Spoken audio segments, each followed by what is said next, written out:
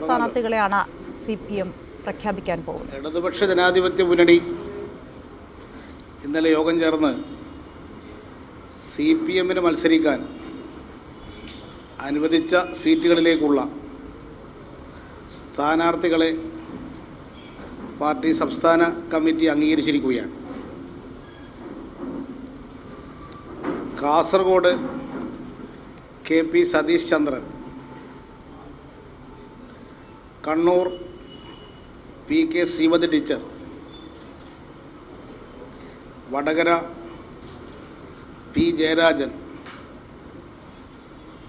Kozhikode A Pradeep Kumar, Malappuram PP Sanu SFIയുടെ അഖിലേന്ത്യാ പ്രസിഡന്റാണ്, Alathur doctor PK Biju, Palakkad MB Rajesh, Chalakudy Innocent, Ernakulam P Rajeev, Kottayam VN Vasavan, Alappuzha advocate AM Arif, Pathanamthitta Veena George, Kollam KN Balagopal, Attingal doctor A Sampath. 2 സീറ്റുകളിൽ സ്വതന്ത്രന്മാർക്ക് പിന്തുണ നൽകാനാണ് ഉദ്ദേശിക്കുന്നത്. അതിൽ ഇടുക്കിയിൽ അഡ്വക്കേറ്റ് ജോയ്സ് ജോർജ്, പൊന്നാനിയിൽ PV അൻവർ. ഇത്രയും സീറ്റുകളിലേക്കുള്ള സ്ഥാനാർത്ഥികളുടെ പ്രവർത്തനം LDF ഇന്ന് തന്നെ ആരംഭിക്കുന്നതാണ്. ഓരോ പ്രദേശത്തും ലോകസഭാ മണ്ഡലം കമ്മിറ്റികളും അസംബ്ലി മണ്ഡലം കമ്മിറ്റികളും ബൂത്ത് തലം വരെയുള്ള കമ്മിറ്റികളും 20-ാം തീയതിയോടുകൂടി രൂപീകരിച്ച് എല്ലാ വോട്ടർമാരെയും കാണുന്ന പ്രവർത്തനത്തിന് നേതൃത്വം കൊടുക്കാൻ തീരുമാനമെടുത്തിരിക്കുകയാണ്.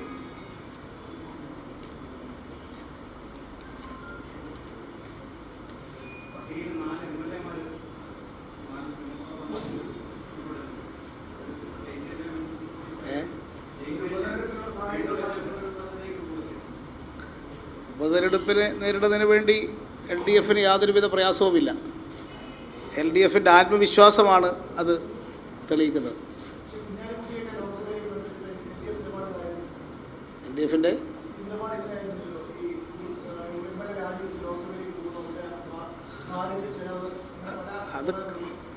അത് കഴിഞ്ഞ തവണയും MLA മാർ മത്സരിച്ചിട്ടുണ്ടല്ലോ.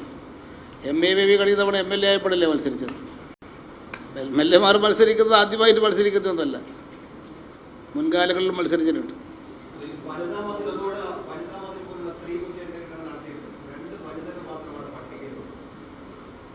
അത് 2 വനിതകൾ ഇത്തവണ ജയിക്കുന്ന സീറ്റിലാണ് മത്സരിപ്പിക്കുന്നത്.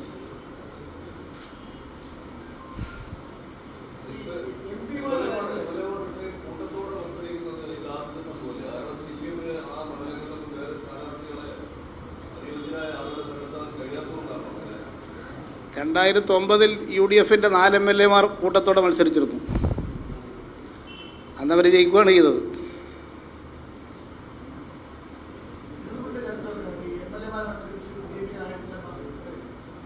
അത് MLA മാർ മത്സരിക്കുന്നത് ലോക്സഭാ തിരഞ്ഞെടുപ്പിൽ മത്സരിക്കുന്ന ആദ്യത്തെ ഒരു കാര്യമല്ല, പലപ്പോഴും ഉണ്ടായിട്ടുണ്ട്.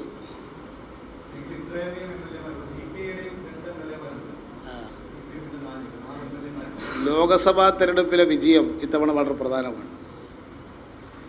ഇടതുപക്ഷത്തിൻ്റെ അംഗബലം പാർലമെൻറ്റിൽ വർദ്ധിക്കണം. ഇന്ത്യൻ രാഷ്ട്രീയത്തിൽ ഇടപെടാനുള്ള ഇടതുപക്ഷത്തിൻ്റെ കഴിവ് വർദ്ധിക്കണം. കേന്ദ്രത്തിൽ ഒരു മതനിരപേക്ഷ സർക്കാർ രൂപീകരിക്കണം. അതിൽ ഇടതുപക്ഷത്തിൻ്റെ അംഗബലം വർദ്ധിപ്പിക്കണം. 2004 കേരളത്തിൽ കോൺഗ്രസ്സിൽ ഒരു സീറ്റ് പോലും ജയിച്ചിരുന്നില്ല. ആ 2004 കേന്ദ്രത്തിൽ BJPയെ താഴത്തിറക്കി ഒരു മതനിരപേക്ഷ സർക്കാർ രൂപീകരിക്കാൻ കഴിഞ്ഞത് ഇടതുപക്ഷത്തിന് 18 സീറ്റ് കേരളത്തിൽ ലഭിച്ച സാഹചര്യത്തിലാണ്. ഇത്തവണയും ഇടതുപക്ഷത്തിൻ്റെ സീറ്റ് വർദ്ധിക്കുന്നതിനനുസരിച്ചായിരിക്കും മോദി സർക്കാരിനെ അധികാരത്ത് പുറത്താക്കുന്നത് ഉറപ്പുവരുത്താൻ കഴിയുള്ളൂ. അതുകൊണ്ട് ഈ ലോക്സഭാ തിരഞ്ഞെടുപ്പിൻ്റെ പ്രാധാന്യം കണക്കിലെടുത്തുകൊണ്ടാണ് ഇത്തരത്തിൽ ഓരോ പാർലമെൻറ്റ് മണ്ഡലത്തിലും ജയസാധ്യതയ്ക്ക് മുൻഗണന നൽകിക്കൊണ്ടുള്ള സ്ഥാനാർത്ഥികളെ പരിഗണിച്ചിട്ടുള്ളത്.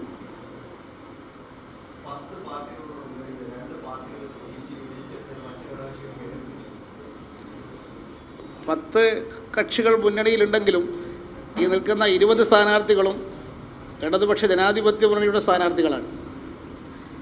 ഇനി ഈ സ്ഥാനാർത്ഥികളാരും ഏതെങ്കിലും പാർട്ടിയുടെ സ്ഥാനാർത്ഥികളല്ല.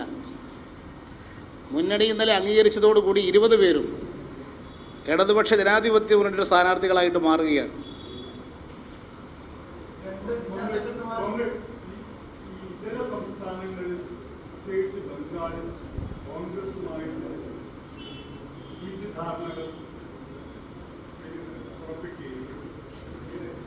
ഇവിടെ DMK മുന്നണിയും കോൺഗ്രസും ഉൾപ്പെട്ട ഒരു സഖ്യത്തിൽ തമിഴ്നാട്ടിൽ മത്സരിക്കുകയും ചെയ്യുന്നു.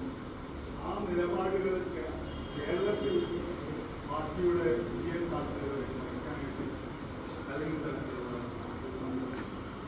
2004 തമിഴ്നാട്ടിൽ ഇതേ അവസ്ഥ തന്നെയായിരുന്നു. അന്നാണ് കേരളത്തിൽ ഇടതുപക്ഷ മുന്നണിക്ക് 18 സീറ്റ് കിട്ടിയതും കോൺഗ്രസിന് ഒരു സീറ്റ് പോലും ജയിക്കാതിരുന്നതും 2004 അന്നും തമിഴ്നാട്ടിൽ DMK മുന്നണിയിലാണ് ഞങ്ങൾ. DMKക്ക് കോൺഗ്രസുമായി ധാരണയുണ്ടായിരുന്നു. പശ്ചിമ ബംഗാളിൽ 6 സീറ്റുകളിൽ മത്സരം വേണ്ടതില്ല എന്നുള്ള നിലപാടാണ് CPM സ്വീകരിച്ചിട്ടുള്ളത്. 4 സീറ്റ് കോൺഗ്രസ് മത്സരിക്കുന്ന സീറ്റുകളും ജയിച്ച സീറ്റുകളും 2 സീറ്റ് CPM മത്സരിച്ച സീറ്റുകളുമാണ്. ആ സീറ്റിൽ മത്സരം ഒഴിവാക്കണമെന്ന് CPM അഭ്യർത്ഥിച്ചിട്ടുണ്ട്. അത് കോൺഗ്രസ് പരിഗണിക്കുന്നുണ്ടെങ്കിൽ അവർക്ക് പരിഗണിക്കാം. ഞങ്ങൾ ഉദ്ദേശിക്കുന്നത് ഈ തെരഞ്ഞെടുപ്പിൽ BJPയെ താഴത്തിറക്കണം. അതിന് പരമാവധി സ്ഥലങ്ങളിൽ BJP ഇതര വോട്ട് സമാഹരിക്കണം. പശ്ചിമ ബംഗാളിൽ BJPയും തൃണമൂൽ കോൺഗ്രസും 2 കൂട്ടർക്കും എതിരായിട്ടുള്ള ശക്തികളെ അണിനിരത്തണം. അതാണ് പശ്ചിമ ബംഗാളിൽ ഈ 6 സീറ്റുകളിൽ ഇത്തരത്തിൽ മത്സരം ഒഴിവാക്കണം എന്ന് ഞങ്ങൾ അഭ്യർത്ഥിച്ചിട്ടുള്ളത്.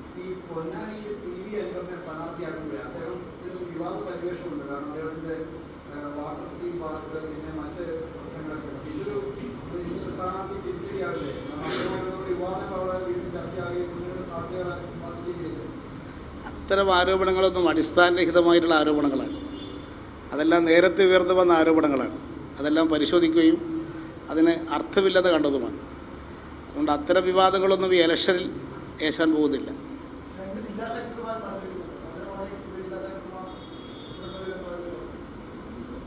ജില്ലാ സെക്രട്ടറിമാർ മുൻകാലത്ത് മത്സരിച്ചിട്ടുണ്ട്. മത്സരിച്ച സന്ദർഭത്തിൽ നേരത്തെ ഉണ്ടായതുപോലുള്ള ക്രമീകരണം ഇത്തവണയും ഉണ്ടാകും.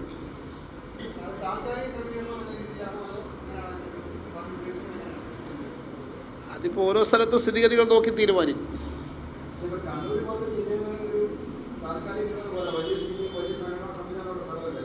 അല്ല, അത് നിങ്ങൾ ബുദ്ധിമുട്ടണ്ട. അതിന് ഏർപ്പാട് ഞങ്ങൾ ചെയ്യാം. കണ്ണൂരിൻ്റെ കാര്യത്തിൽ നിങ്ങൾക്ക് താല്പര്യമുള്ളത് നല്ലത് തന്നെയാണ്. അതിനനുസരിച്ചിട്ടുള്ള ക്രമീകരണം ഞങ്ങൾ ഉണ്ടാക്കാം. ഒരു സ്ഥിര സെക്രട്ടറി വേണമെന്നല്ലേ ഉദ്ദേശിക്കുന്നത്. ഒരു സ്ഥിര സെക്രട്ടറി ഉണ്ടാവും.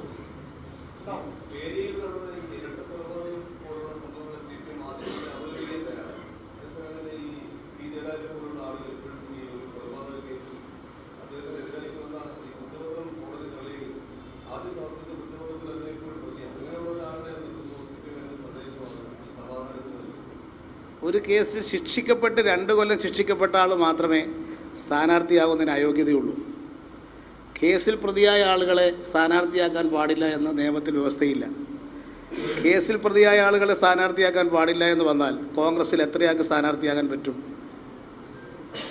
മാത്രമല്ല, കേരളത്തിൽ ഉള്ള അക്രമ രാഷ്ട്രീയത്തിൻ്റെ ജീവിക്കുന്ന രക്തസാക്ഷിയാണ് P. ജയരാജൻ. അക്രമ രാഷ്ട്രീയത്തിനെതിരായിട്ടാണ് ഇടതുപക്ഷം ചിന്തിക്കുന്നത്. അതിൽ അക്രമ രാഷ്ട്രീയത്തിന് ഇരയായിട്ടുള്ള ആളാണ് P. ജയരാജൻ. ജയരാജൻ വീട്ടിൽ നിൽക്കുന്ന സന്ദർഭത്തിലാണ് വീട്ടിനകത്ത് കയറി RSSകാർ ജയരാജനെ കൊലപ്പെടുത്താൻ ശ്രമിക്കുകയും ജയരാജൻ്റെ വലത് കൈ വെട്ടിയിടുകയും ചെയ്തത്. ആ വെട്ടിയിട്ട വലത് കൈ എറണാകുളത്തെ സ്പെഷ്യാലിറ്റി ആശുപത്രിയിൽ കൊണ്ടുപോയി അത് തുന്നിക്കൂട്ടി വെച്ചിട്ടാണ് ഇപ്പോൾ ജയരാജൻ ജീവിക്കുന്നത്. കണ്ടാൽ രണ്ട് കൈയും കുഴപ്പമില്ലാത്ത ആളാണെന്ന് തോന്നും. ആ കൈയാണ് കേരളത്തിലെ അക്രമ രാഷ്ട്രീയത്തിൻ്റെ പ്രതീകമാണ്. അത് ചെയ്തത് RSS ആണ്. അതുകൊണ്ട് അക്രമ രാഷ്ട്രീയത്തിനെതിരായി ചിന്തിക്കുന്ന ആൾ മുഴുവൻ പി ജയരാജന് വോട്ട് ചെയ്യണം. അത് അക്രമ രാഷ്ട്രീയത്തിൻ്റെ ഭാഗമായിട്ട് ഇന്ന് ജീവിക്കുന്ന ഒരു രക്തസാക്ഷിയാണ് ഞങ്ങൾ അവിടെ സ്ഥാനാർത്ഥിയാക്കി നിർത്തിയിട്ടുള്ളത്. ജയരാജനെ പല കേസുകളിലും പ്രതിയാക്കിയത്, ഒരു കേസിലും അദ്ദേഹത്തെ ഇത്തരം കേസുകളിൽ ആരോപണ വിധേയമായ കേസുകൾ ശിക്ഷിക്കപ്പെട്ടിട്ടില്ല. ഇതെല്ലാം ആരോപണങ്ങൾ മാത്രമാണ്.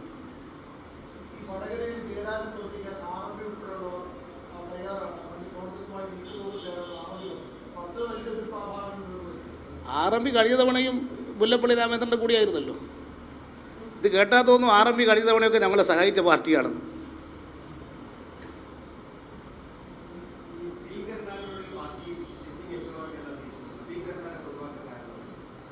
പി ജയരാജൻ പി കരുണാകരൻ തുടർച്ചയായി 3 പ്രാവശ്യം MP ആയിട്ടുള്ള സഖാവാണ്. ആ സഖാവിന് പാർട്ടി സംഘടനാ രംഗത്ത് ആവശ്യമായിട്ടുണ്ട്.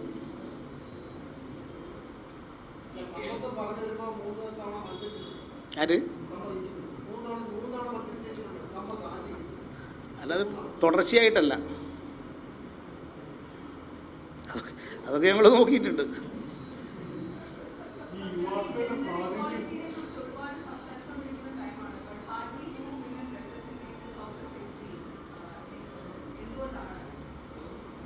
രണ്ട് തവണ ഇത്തവണ ജയിക്കും. കഴിഞ്ഞ തവണ ഒരാളെ ജയിച്ചിട്ടുള്ളൂ. പോരാ, കൂടുതൽ ആളുകളെ നിർത്തണമെന്ന് ഞങ്ങൾക്ക് ആഗ്രഹമുണ്ട്. ആളുകളില്ലാത്തതുകൊണ്ടല്ല, ഓരോ മണ്ഡലത്തിൻ്റെ പ്രത്യേകതകളൊക്കെ കണക്കിലെടുത്തുകൊണ്ടേ സ്ഥാനാർത്ഥികളെ നിശ്ചയിക്കാൻ സാധിക്കുള്ളൂ. അങ്ങനത്തെ ഒരു പ്രശ്നമുണ്ട്.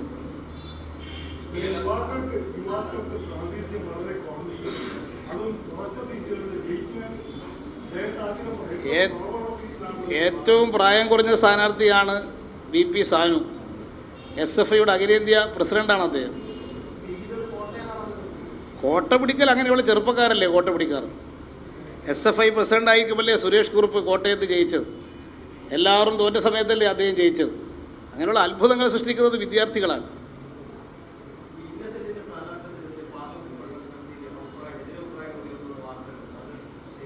അങ്ങനെ ഒരു എതിരഭിപ്രായം അവിടെ ഉണ്ടായിട്ടില്ല.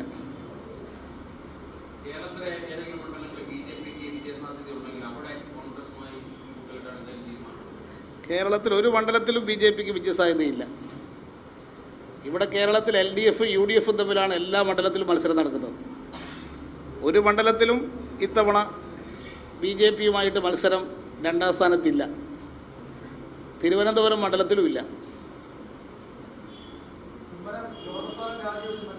അല്ല, കുമ്മനമല്ല, നരേന്ദ്രമോദി തിരുവനന്തപുരത്ത് വന്ന് മത്സരിച്ചാലും BJP തിരുവനന്തപുരത്ത് ജയിക്കൂല. എന്തിനാ കുമ്മനത്തിനെ ആക്കുന്നത്? നരേന്ദ്രമോദിക്ക് തന്നെ വന്നൂടെ തിരുവനന്തപുരത്ത്? വെറുതെ ഗവർണറായിട്ട് അയാളാണ് നിൽക്കുന്നത്, ബുദ്ധിമുട്ടിക്കേണ്ട കാര്യമുണ്ടായിരുന്നോ? അല്ലെങ്കിൽ അമിത് ഷാക്ക് നിന്നൂടായിരുന്നു ഇവിടെ വന്നിട്ട്?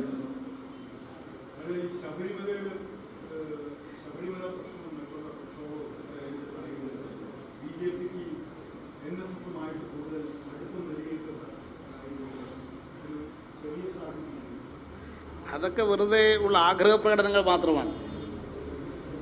ആർക്കും ആഗ്രഹിക്കാമല്ലോ, അതൊന്നും പ്രായോഗികമായി നടക്കുന്ന കാര്യങ്ങളല്ല.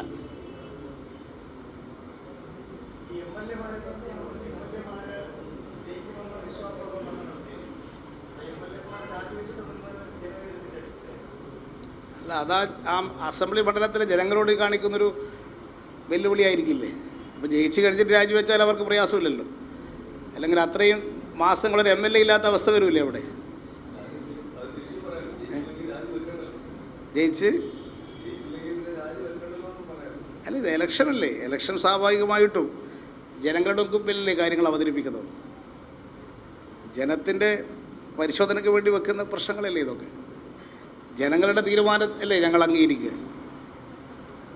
അപ്പം അതിൻ്റെ ഭാഗമായി ഞങ്ങൾക്ക് ആ മണ്ഡലങ്ങളിൽ ഉപതെരഞ്ഞെടുപ്പ് നേരിടുന്നതിന് യാതൊരുവിധ പ്രയാസവുമില്ല. ഞങ്ങൾക്ക് നല്ല ആത്മവിശ്വാസമുണ്ട് ആ മണ്ഡലങ്ങളിൽ. അതുകൊണ്ട് കൂടിയാണ് ഇവരെ സ്ഥാനാർത്ഥിയാക്കാൻ ഞങ്ങൾ തീരുമാനിക്കുന്നത്.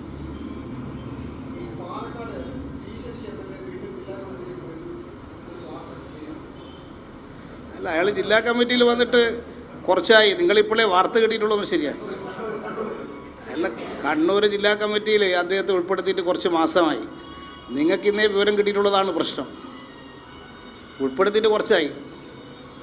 അയാൾ പാർട്ടി മെമ്പർഷിപ്പിലേക്ക് എടുത്തിട്ട് കുറച്ച് കാലമായി. ഇപ്പോൾ ജില്ലാ കമ്മിറ്റിയിൽ അത് വർക്ക് ചെയ്യുന്നുണ്ട്.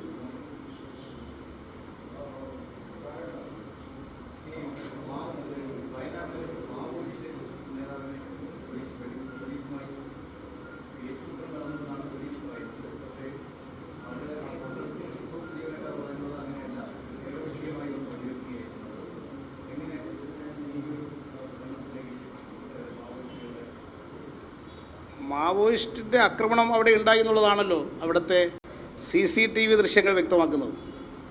അത് സംബന്ധിച്ച് ഇപ്പോൾ ആരോപണങ്ങൾ എന്താണെന്നുള്ളത് പരിശോധിക്കട്ടെ. അതിനുവേണ്ടി മജിസ്ട്രേറ്റിൽ എൻക്വയറി പ്രഖ്യാപിച്ചിട്ടുണ്ട്.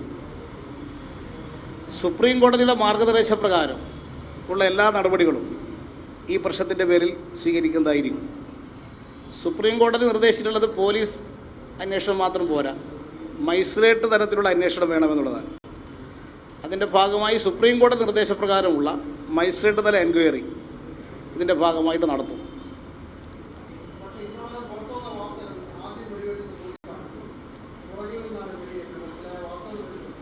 അല്ല, അതൊക്കെ മജിസ്ട്രേറ്റ് തലത്തിലുള്ള എൻക്വയറി പരിശോധിക്കട്ടെ, ഈ വാർത്തകളുടെ നിജസ്ഥിതി എന്താണെന്നുള്ളത്. ശരി.